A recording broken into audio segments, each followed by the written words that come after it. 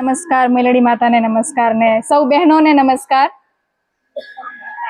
સૌથી પહેલા તો બા સાથે મુલાકાત થઈ હતી, વાત થઈ હતી અને બાએ કીધું કે ભાઈ બાના વિચારો સાંભળ્યા અને બા જે કામ કરે છે એનાથી પરિચિત થયા અને ખરેખર ખૂબ પ્રભાવિત થયા કે આમ પણ સ્ત્રીઓ જ્યારે સમાજ માટે કામ કરે ને એની અસર કંઈક અલગ જ ઊભી થતી હોય, એટલે ખૂબ આનંદ થયો બાને મળીને અને બાએ સામેથી તક આપી કે બેટા તું પણ આવજે અને થોડીક વાતો કરજે કે બહેનો વિશે અને બહેનો માટે થઈને। તો અહીંયા આવીને ત્યારે એક વસ્તુ અત્યારે પણ હું જોઉં છું કે આપણે અહીંયા સત્સંગમાં કે અહીંયા નહીં કે ગમે ત્યાં કોઈ પણ જગ્યાએ અહીંયા સામે જે બેઠા છે ને એ ઉંમરના બહેનો હોય છે, બરાબર? અમારી ઉંમરના બહેનો કેમ નથી હોતા સત્સંગમાં? એટલે શું એવું છે કે ભાઈ સત્સંગ, ભગવાન, ભક્તિ આ બધું મોટા ઉંમરના લોકો માટે જ છે? યુવાવસ્થામાં નહીં કરવાનું એવું છે? ક્યાંય લખીને આવ્યું છે કે યુવાવસ્થામાં ખાલી ભોગ ભોગવવાના, કાં તો ખાલી ભણવાનું, કાં તો ખાલી ધંધા વ્યવસાય ઉપર કામ કરવાનું, આવું છે? એવું તો નથી। પછી એ અવસ્થામાં દુઃખ પડે છે તો ભગવાન યાદ આવે છે, તો એ અવસ્થામાં આપણને સુખના અવસરમાં ભગવાન કેમ યાદ નથી આવતા?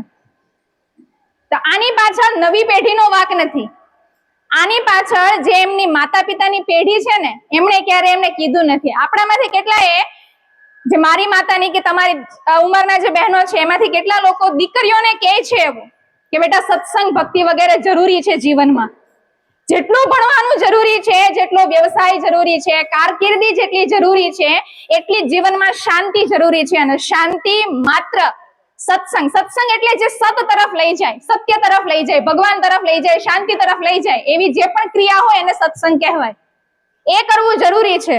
એવું આપણામાંથી કેટલા બહેનો કહે છે? બહુ ઓછા બહેનો કહેતા હોય। કહીએ એટલે શું કે ભાઈ એ તો દીકરીઓ માને નહીં, દીકરીઓને રસ ન હોય, દીકરીઓને એવું બધું ગમે નહીં એ ઉંમરમાં, એમ તો બહાર જઈને ખાવું યોગ્ય પ્રવૃત્તિ નથી તો આપણે જવા દઈએ છીએ ને બહાર ખાવા ફરવા, ન પહેરવાના કપડા આપણે પહેરવા દઈએ છીએ ને। તો જે પ્રવૃત્તિ જરૂરી છે, જેનાથી જીવનમાં શાંતિ મળે છે, એ પ્રવૃત્તિ માટે આપણે આપણી દીકરીઓને પ્રેરિત કેમ નથી કરતા? આપણે દીકરીઓ, આપણે કહીએ કે સ્ત્રી શક્તિનો અવતાર છે, બરાબર? પણ આપણે ખાલી બોલીએ છીએ, જ્યાં જ્યાં એવી પરિસ્થિતિ આવે ત્યાં શક્તિ દેખાડવાની હોય ત્યાં આપણે બધી જ બહેનો બેસી જઈએ છીએ। બહેનોથી વજન ઉચકાતો નથી, બહેનો અન્યાયનો સામનો થતો નથી।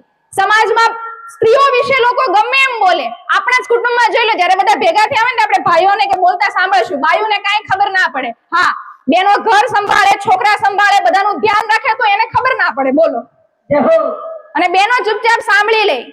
તો આપણે શા માટે ત્યારે અન્યાય પ્રતિકાર નથી કરી શકતા? કે બહેનોને ખબર પડે જ છે, ખાલી એમને ખબર પડવાની પદ્ધતિ અલગ છે। બહેનો ઘર, બાળકો, કુટુંબ બધું જ સંભાળીને સાચવી શકે છે, પણ આપણે શું કીધું કે નહીં, બેન દીકરી બહાર જઈને કમાય તો એને કઈ ખબર પડે છે એવું આપણે માનવાનું, ઘર સંભાળે તો એ તો એને કઈ આવડતું નથી, એ સાવ ભોળી છે। એટલે જો આપણે સ્ત્રીને શક્તિશાળી માનવાના કેવા ક્રાઇટેરિયા ફિટ કર્યા? બહાર જઈને કોકની નોકરી કરે ને તો એ કઈક છે, પોતાનું ઘર સંભાળે, પોતાના લોકોનું ધ્યાન રાખે, પોતાના બાળકોનું ધ્યાન રાખે તો એ કઈ નથી કરતી। કોઈ પણ સ્ત્રી મળે કે મારી ઉંમરની કોઈ પણ યુવાન બેન, દીકરી, વહુ મળે તો આપણે શું પૂછીએ? તું શું કરે છે? મતલબ આપણે માની જ લીધું કે કઈક કરતી હોવી જોઈએ, અને જો એમ કે હું ઘર સંભાળું છું તો સામેથી શું પૂછવામાં આવે? તો બીજું કઈ નથી કરતી? અરે ઘર સંભાળે છે સ્ત્રી, બાળકોને કુટુંબ સંભાળે છે સ્ત્રી। એટલે ગૃહિણીનું મહત્વ કોણે ઘટાડ્યું? આપણે પોતાએ જ, બહેનોએ જ ઘટાડ્યું છે। ગૃહિણી કોને કહેવાય? આખું ગૃહ જેનું ઋણી છે, આખું ઘર જેનું ઋણી છે એવી સ્ત્રી। પણ આપણે મહત્વ કઈ સ્ત્રીને આપીએ? મહત્વ બધી જ સ્ત્રીઓને છે, પણ આપણી નજરમાં વધારે સ્માર્ટ અથવા તો વધારે કંઈક સારું છે એવી સ્ત્રીઓ આપણે કોને ગણીએ? જે બહાર જઈને કંઈક કરે છે। ફરીથી કહું છું, આની ના નથી, એમની શક્તિ, આવડત, કૌશલ્ય બધું છે એટલે બહાર જઈને કરી શકે છે, પણ એનો અર્થ જે ઘરે રહે છે એની કિંમત ઓછી છે એવું નથી। સૌથી પહેલા તો ગૃહિણીનું મહત્વ આપણે ગૃહિણીએ પોતે સમજવું પડશે, અને એ જ મહત્વ આપણે આપણી દીકરીઓને સમજાવવું પડશે કે સૌથી મહત્વનું કામ એ ઘર સાચવવું છે, કુટુંબ સાચવવું છે। એના પછી સ્ત્રીના કર્તવ્ય બીજા બધા છે। અત્યારે છે ને પેલી સશક્તિકરણની દોડ ચાલે છે ને, એમાં સ્કૂલ, કોલેજમાં તો ઘણી બધી જગ્યાએ જાય ને એવું ભણાવવામાં આવે કે કારકિર્દી પહેલા બનાવવાની, એના માટે ઘર, મા બાપ એ બધું પછી આવે। શા માટે? ઘર, મા બાપને છોડીને તમે પૈસા મેળવી લેશો, શાંતિ ક્યાંથી મેળવશો? જીવનમાં શાંતિનું મહત્વ અત્યારે કોઈ સ્ત્રીને શીખવવામાં નથી આવતું. ખાસ કરીને જે યુવા પેઢીની સ્ત્રીઓ છે ને એને પછી શું થાય, પોતાનું ઘર છોડીને સસરાના ઘરે જાય ને ત્યાં કજિયા કંકાસ થાય. શા માટે? કારણ કે શાંતિ શેનાથી મળે ને એ શીખવવામાં જ નથી આવ્યું. એને એક જ વસ્તુ શીખવવામાં આવી છે, તું ભણ, તું ગણ, ડિગ્રી મેળવ ને તું કમા. ઘર કઈ રીતના સાચવવું એ શીખવવામાં નથી આવ્યું. બીજું, ઘરની દીકરીઓને અત્યારની માતાઓ કામ નથી શીખવાડતી. શા માટે? એ ભણે છે, નોકરી કરે છે ને એટલે ઘરનું કામ નહીં કરે તો ચાલશે. આ કઈ રીતના ચાલશે? મારી માતાની બહેનો, તમારી ઉંમરની બહેનોએ અત્યાર સુધી કામ કરીને આ મુકામ ઉપર પહોંચ્યા, આટલી શક્તિ મેળવી. અત્યારની જે યુવાન દીકરીઓ છે એ નથી ઘર સંભાળી શકતી, નથી રસોઈ કરી શકતી. 4 મહેમાન આવે ને તો અટવાઈ જાય કે મારે શું બનાવીને જમાડવું. આટલી કોઠાસૂઝ દીકરીઓમાં નથી રહી. અને એની પાછળ એની માતા જવાબદાર છે, કારણ કે સમય પડ્યો એને ટોકી નથી. દીકરી સવારમાં મોડી ઉઠે તો આપણે ઉઠવા દઈએ છીએ. શા માટે? બે આરામ કરે ને. આરામ એ અલગ વસ્તુ છે. સવારમાં વહેલા ઉઠવાથી શરીર અને મનને જે ફાયદો થાય છે એના વિશે આપણે કાંઈ નથી કરવાનું. ભલે તમે તમારી દીકરીઓને રાજકુમારીની જેમ રાખવી જ જોઈએ. તમે એની પાસે ઘરના આટલા બધા કામ ન કરાવો, ચોક્કસ ન કરાવો, તો એને કયો સવારમાં ઉઠીને ભગવાનના નામ લે વેલા ઉઠીને. આપણે તો દીકરીને માળા કરવાનું નથી કહેતા. શા માટે? કારણ કે બીજો એક કોન્સેપ્ટ, ભણેલા લોકો માળા ન કરે, ભણેલા લોકો મંદિરે ન જાય. ચાલે, જેમ કેમ પેલા ભગવાને સર્ટિફિકેટમાં લખીને આપ્યું હોય કે તને ડિગ્રી મળી જાય એટલે તને છૂટ છે બધી, તારે મારી પાસે આવવાની જરૂર નથી. એટલે દીકરીને એ શીખવો, ભણેલા, ડિગ્રી વાળા, કમાતા, ગમે એટલું મેળવતાનો અર્થ એ નથી કે ભગવાનને ભૂલી જવું. સત્યનો માર્ગ, સતનો માર્ગ કે ભક્તિનો માર્ગ છોડી દેવો એ નથી. એટલે આ માતાની જવાબદારી બને કે દીકરીને કઈ રીતના ઉછેરવી, અને પછી એ દીકરી જ્યારે સાસરે જાય ને ત્યારે એની સાસુ અને વહુ બંને ખુશ થઈને રહે. અહીંનું આખું વાતાવરણ અલગ હોય અને સીધું અલગ વાતાવરણ સાસરેમાં જાય અને પછી કજિયા કંકા શરૂ થાય. શા માટે? બાંધછોડ કરતા શીખવ્યું નથી દીકરીને, વડીલોનું માન રાખતા શીખવ્યું નથી, ક્યારેય દીકરીને શીખવ્યું નથી કે સાસુ માટે જતું કરવું પડે, કારણ કે સાસુ છેલ્લા 25 વર્ષથી ઘર સંભાળે છે. એક સ્ત્રીનું અભિમાન કેટલું હોય.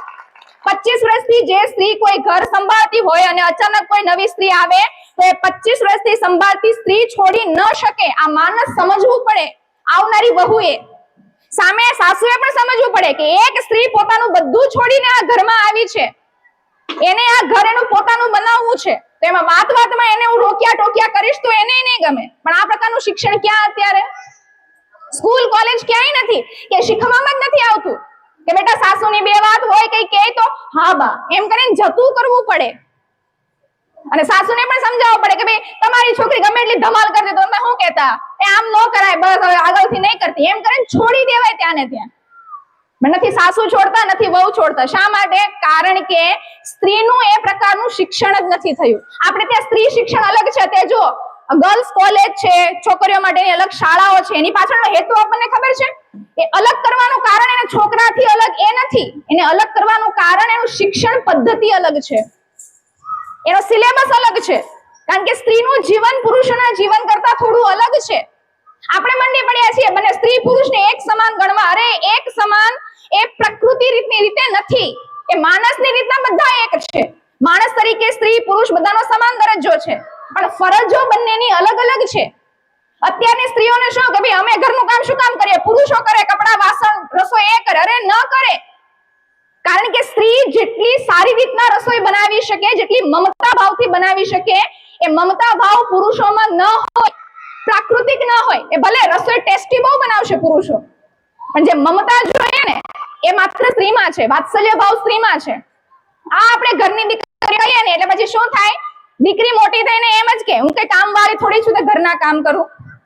ઘરનું રસોડું એને 4 દિવાલ લાગે અને ત્યાં જઈને કોઈની ઓફિસમાં નોકરી કરવી એને સ્વતંત્રતા લાગે. વિચારો કેટલો ખોટો ખ્યાલ આપણે અત્યારની સ્ત્રીઓને ભણાવી દીધો છે. કોકની નોકરી કરવી સ્વતંત્રતા, પોતાનું ઘર સાચવવું એટલે બંધન. શા માટે? કારણ કે યોગ્ય શિક્ષણ આપણે નથી આપ્યું. સ્વતંત્રતાનો અર્થ માત્ર હાથમાં પૈસા નથી. સ્વતંત્રતાનો અર્થ છે હું મારું શરીર પણ સાચવી શકું, મારું મન, મારી ભાવનાઓ અને એનાથી ઉપર મારી સાથેના લોકોના સંબંધો સાચવી શકું. ભાવનાત્મક સંબંધો સ્ત્રીઓમાંથી સાવ ખલાસ થઈ ગયા. આપણા દીકરા દીકરીઓ આપણી આજુબાજુ વાળાને જય શ્રી કૃષ્ણ, જય માતાજી, જય ભગવાન કે જે પણ આપણા ઈષ્ટદેવ છે એની વાતો કરે છે, ભાવ પ્રેમથી બોલાવે છે, હસે છે, નથી કરતા. શા માટે? ભાવ સંબંધ ખલાસ થઈ ગયો છે. ભાવ જીવનમાંથી જાય તો પૈસા ગમે એટલા હોય, બાએ જ કીધું કે આપણામાં ઉર્જા નથી, એ ઉર્જા ન રહે. કારણ કે ઉર્જા અંતરના આનંદથી આવે, અને એ આનંદ એકબીજાને ખાલી બોલીએ ને એનાથી આવે. અને છેલ્લી વાત મારે એ કહેવી છે કે આપણે ધીમે ધીમે આપણા કુટુંબોમાંથી જે કુળ પરંપરા છે ને, કુળ પરંપરા જતી જાય છે. તમને યાદ હોય તો જે તમારા સાસુબા હશે કે એવું મના બહેનો, કાં તો તમે પણ નૈવેદ્ય, આપણે જેને નિવેદ કહીએ, બરાબર, એ એકદમ શ્રદ્ધા ભાવ આસ્થાથી કરતા હતા. શું આપણને વિશ્વાસ છે કે આપણી આવનારી પેઢી આટલા જ ભાવથી નિવેદ કરશે? નહીં કરે. નિવેદ, કારણ કે નિવેદ શા માટે કરવાના એક તો આપણને એ ખબર નથી. ભણેલા લોકો આને અંધશ્રદ્ધા માને. ભણેલા લોકોએ જેટલો સમાજનો દાટ વાળ્યો છે ને એટલા કોઈ નથી વાળ્યો. આ મારી પાસે પુરાવાઓ છે બધા. અંધશ્રદ્ધામાં આવીને શ્રદ્ધાને અંધશ્રદ્ધા ગણે છે. નિવેદ કરવા એ તો ભાઈ નવરા લોકોનું કામ છે. પ્રત્યેક કુળના સુરાપુરા હોય છે. આપણને આપણા કુળના સુરાપુરા ખબર છે. સુરાપુરા એટલે શું એ ખબર છે. શા માટે લગ્ન થઈને નવી બહુ ઘરે આવે તો એને સૌથી પહેલા સુરાપુરાએ લઈ જાય ખબર છે? એ એટલા માટે લઈ જાય કે એને બતાવવા કે જો આ અમારા કુળના સુરાપુરા છે. સુરાપુરા એટલે એવી વ્યક્તિ જેને આખા કુળ માટે કંઈક પરાક્રમનું કામ કર્યું છે, કાં તો ગાય માટે, કાં તો સ્ત્રીની રક્ષા માટે, કાં તો ધર્મની રક્ષા માટે, જીવદયાની રક્ષા માટે પોતાના પ્રાણ આપ્યા છે. તો એ પરણીને આવે ને ત્યારે ત્યાં લઈ જાય કે તું એ કુળની વહુ બની છો જે કુળમાં આવા મહાન લોકો થઈ ગયા છે. અને એ સ્ત્રીને આપોઆપ એના કુળનું ગૌરવ આવે, એ પોતાના કુળની પરંપરા સાચવે, જે અત્યારે ક્યાંય નથી. નિવેદ એ આખું ભાવનું સ્થાન છે. આપણો સુરાપુરાનું માતાજીનું વર્ષમાં 4 થી 5 વખત નિવેદ આપણે થાય છે, અલગ અલગ તિથિએ. માતાજીના હોય, કુળદેવીના હોય, સુરાપુરાના હોય, આ રીતના. એની પાછળ એક કુટુંબ બેસીને જમે ભાવના. એટલા માટે લગભગ મોટા ભાગના કુટુંબમાં માપ નક્કી હોય કે સવા પાલી થાય, સવા શેર થાય, એ રીતના, જેથી કરીને આખું કુટુંબ ભેગું થઈને બેસે. અત્યારે આપણે શું કરી નાખ્યું? શાસ્ત્રના કરી નાખો, હાલશે. તો શાસ્ત્રનો તમે ભોગ ભોગવી લ્યો ને, એ કેમ નથી ચાલતા? ભોગ તો આપણને પૂરી માત્રામાં ભોગવવા જોઈએ છે. મતલબ ભક્તિ, સારા કામ શાસ્ત્રના, કેવા માત્રના, ને ભોગ ભોગવવા હોય તો પૂરેપૂરા. તો જો ભગવાનને આપણી ચીટિંગ ખબર નહીં પડતી હોય, સુખમાં ભગવાનને યાદ ન કરે, પછી દુખાય ને કે ભગવાન તો દુનિયામાં છે જ નહીં. છે ભગવાન, બરાબર, પણ જેમ આપણા પડોશી માત્ર એને કઈક જરૂર પડે તો જ આપણને બોલાવતા હોય, તો આપણે નથી કહેતા હા ભાઈ ખબર છે જો એની ઘરે સારો પ્રસંગ હતો ને તમને બોલાવ્યા નહીં, હવે ભી પડી ને એટલે અમારી પાસે આવ્યા. તો આટલી દુનિયાનો મોટો બનાવનાર ભગવાન, એને નહીં ખબર પડતી હોય કે ભી પડે ત્યારે જ મારી પાસે આવે છે? પણ તોય ભગવાન એવું નહીં કરે, કારણ કે ભગવાન આપણા બધા એની માં છે. આપણી જવાબદારી બને કે સુખ દુઃખ દરેક ઉંમરમાં, દરેક પ્રસંગમાં ભગવાનને યાદ કરીએ, આપણા સમયમાંથી સમય કાઢીને યાદ કરીએ. અને વધુમાં વધુ જેટલી પણ સત્સંગની પ્રવૃત્તિઓ હોય, કારણ કે આવનારા પેઢીના સમયમાં ખૂબ નિરાશાજનક થશે. જે પ્રકારે અત્યારે આગળ જઈ રહ્યા છીએ, બધું જ છે, અત્યારે બધું જ છે સ્ત્રીઓ પાસે. મોટા ભાગની આત્મહત્યાઓ જુઓ, અભણ બહેનો નથી કરતા. તમે આ દાખલા જોઈ લો, રિપોર્ટ બધા વાંચી લો. જે ભણેલી ગણેલી સ્ત્રીઓ છે ને, એ કરે છે. શા માટે? અભણ બહેનોને દુઃખ નહીં આવતું હોય, આવે છે. એ લોકોને ખબર છે આમાંથી બહાર કઈ રીતના નીકળવું. એટલે આવનારો સમય જે છે ને, એ છે કે જ્યારે જેટલા લોકો એ આટલા સતવાળી પ્રવૃત્તિઓમાં જોડાયેલા હશે ને, એટલા એમના જીવનમાં આનંદ હશે. એટલે આ આપણી જવાબદારી છે, માતાઓની જવાબદારી છે કે આપણા ઘરના સંતાનો, એ દીકરો હોય કે દીકરી, એને વધુમાં વધુ એનું માનસિક શાંતિ એને મળી રહે, શરીરથી સશક્ત બને ને એવી પ્રવૃત્તિઓ તરફ પણ વાળે. એ ભલે ભણે ગણે, હરે ફરે, બધે જ જાય, બધું જ કરે, બધું જ કરવાનું છે, પણ એમાં જે મુખ્ય કામ જે છે ને, આપણું સત્વ વધારવાનું, એ ક્યાંય ચૂકવવું ના જોઈએ. એટલે જ્યારે પણ બહેનોને મળવાનું થાય છે ત્યારે આ વાત તો કહેતી હોઉં છું, કારણ કે મને અંદરથી એવું લાગે છે કે સમાજમાં ખરેખર આની જરૂર છે, ને ખાલી ફરિયાદ કરીએ એના કરતા કંઈક કામ કરવું જોઈએ. રીટાબા સાથે પણ આ જ વાત થઈ. રીટાબાને ગમ્યું એટલે રીટાબાએ કીધું કે તમે આવો ને અમારે બહેનો આગળ પણ વાત કરો. તો રીટાબાએ મને તક આપી, એના માટે રીટાબાનો ધન્યવાદ. આપ સૌનો પણ ધન્યવાદ. જય માતાજી બધાને. નારી શક્તિ માટે બીજું તમે શું શીખવાડો છો? એટલે અલગ અલગ સંસ્થાઓ અમારે આ રીતના જોડાય છે. ઘણા બધા એવા લોકો છે જે ખરેખર સમાજની સ્ત્રીઓ માટે કામ કરે છે નિસ્વાર્થ ભાવે, કે જેમાં સ્ત્રીઓને શરીરથી મજબૂત બનાવવા માટે, મનથી મજબૂત બનાવવા માટે ઘણી બધી શિબિરો, પ્રવૃત્તિઓ વગેરે ચાલતી હોય છે, જેમાં યુદ્ધ કલાના દાવ દીકરીઓને શીખવા, કારણ કે આત્મરક્ષાની અત્યારે ખૂબ જરૂર છે.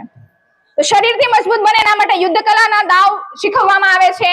લાઠી દાવ, કસરત, કુસ્તી, તલવારબાજી, પટ્ટાબાજી, આ બધું જ વગેરે શીખવવામાં આવે છે. એના માટે અલગ અલગ શિબિરો પણ હોય છે.